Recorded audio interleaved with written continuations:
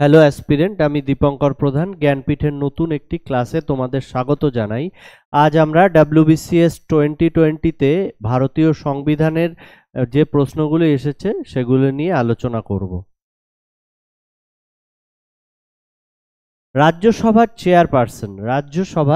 Chairperson বা সভাপতি কে হন? আমরা একটু অপশানগুলো দেখে নিই। প্রেসিডেন্ট অফ ইন্ডিয়া, ভারতের রাষ্ট্রপতি, এটি ভারতীয় সংবিধানের 52 ধারায় উল্লেখ আছে। ধারাগুলো খুব ইম্পর্টেন্ট, এগুলো আমাদের সবসময়তে মুখস্থ রাখতে হবে। এবং ভাইস প্রেসিডেন্ট অফ ইন্ডিয়া, এটি আর্টিকেল 63-তে আছে।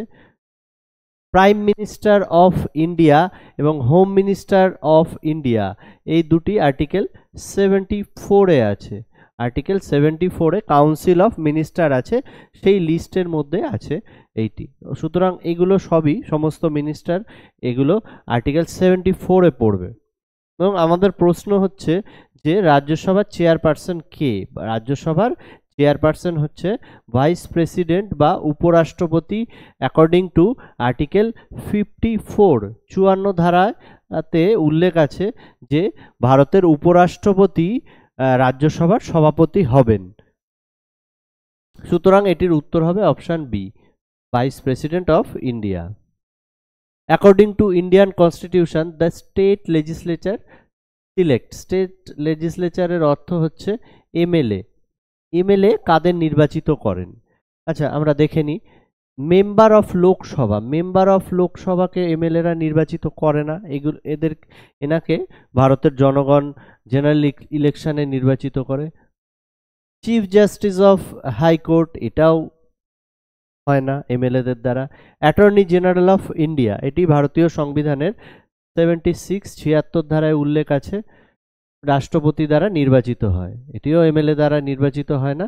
এবং রাজ্যসভার সদস্য এটি এমএলএদের দ্বারা নির্বাচিত হয়, এমএলএ এবং এমপিদের। এটি অপশন বি হবে উত্তর। আমরা পরের প্রশ্নে চলে যাই। The logo of Lokpal, vigilance represented by.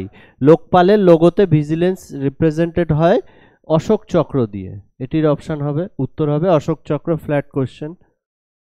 পরের প্রশ্নে চলে যাই। প্রথম নন কংগ্রেস গভর্নমেন্ট হয়েছিল 1977-এ এবং 79 পর্যন্ত চলেছে। তার আগে ভারতের প্রথম প্রধানমন্ত্রী জওহরলাল নেহেরু, তার মৃত্যুর পর ইন্দিরা গান্ধী, এবং তার পরবর্তীতে আমরা দেখেছি এমার্জেন্সি হয়েছিল 1975 থেকে 77, এবং এমার্জেন্সির পর মোরারজি দেশাই নন কংগ্রেস গভর্নমেন্টের হেড হন। অপশন বি উত্তর হবে। Supreme court of India upheld the RTI was applicable to the RTI, আমরা জানি রাইট টু ইনফরমেশন অ্যাক্ট, এটি এনাক্ট হয়েছিল 2005 সালে। এটি খুব ইম্পর্টেন্ট একটি পোস্ট। এর হেডকে বলা হয় CIC, চিফ ইনফরমেশন কমিশনার। তোমরা অপশানে বর্তমান চিফ ইনফরমেশন কমিশনারের নাম কমেন্ট করো। তো আরটিআইয়ের কাজ হচ্ছে বিভিন্ন সরকারি দপ্তরের তথ্য সাধারণ মানুষের কাছে পেশ করা।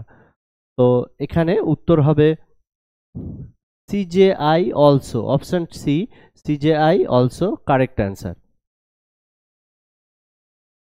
The constitution of India adopted by, এটি খুব কমন প্রশ্ন এবং এটি খুব কাজে লাগে, এটি বারবার বিভিন্ন পরীক্ষাতে আসে।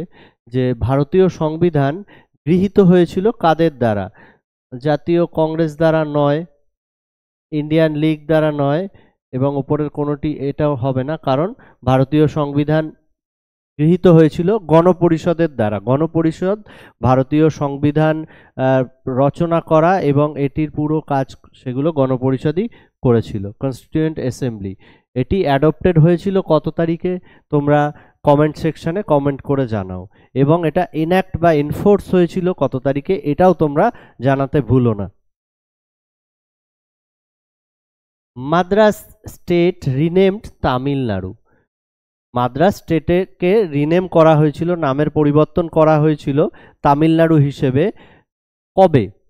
তো তার আগে আমরা জেনে নিই কোনো রাজ্যকে রিনেম করা, নাম পরিবর্তন করা, এটি কার এখতিয়ারে থাকে। অ্যাকর্ডিং টু আর্টিকেল 3, আর্টিকেল 3 অনুযায়ী কোনো রাজ্যের নাম পরিবর্তন করতে পারে ভারতের পার্লামেন্ট। ভারতের পার্লামেন্টই পারে আর্টিকেল 3, আর্টিকেল 3 ধারায়, আর্টিকেল 3 ধারায় পরিবর্তন করতে পারে। তো এক্ষেত্রে তামিলনাড়ু নাম পরিবর্তন হয়েছিল option A, option A 14 January 1969-এ।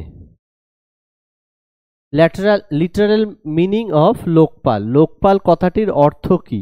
Lokpal কথার অর্থ হচ্ছে জনগণের তত্ত্বাবধায়ক বা কেয়ারটেকার অফ দ্য পিপল। আজকের লাস্ট প্রশ্নে চলে আসি। Indian constitution was prepared by, Indian constitution কে প্রণয়ন করেছিল? এটি আমাদের ইন্ডিয়ান কনস্টিটিউশনের মোস্ট ইম্পর্টেন্ট ব্যক্তি ছিলেন, আমরা জানি বি.আর. আম্বেদকর, ড্রাফট কমিটির চেয়ারম্যান।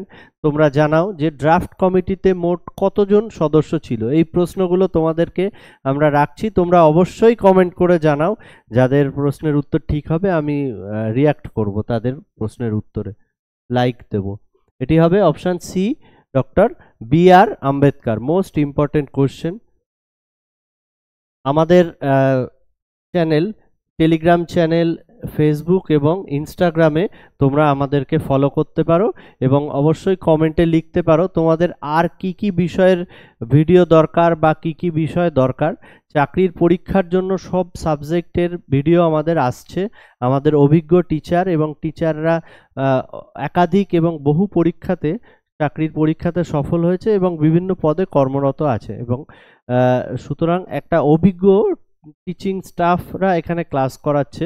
তোমাদের সমস্ত কোয়ারিজ তোমরা জানাতে পারো আমাদেরকে। Thank you.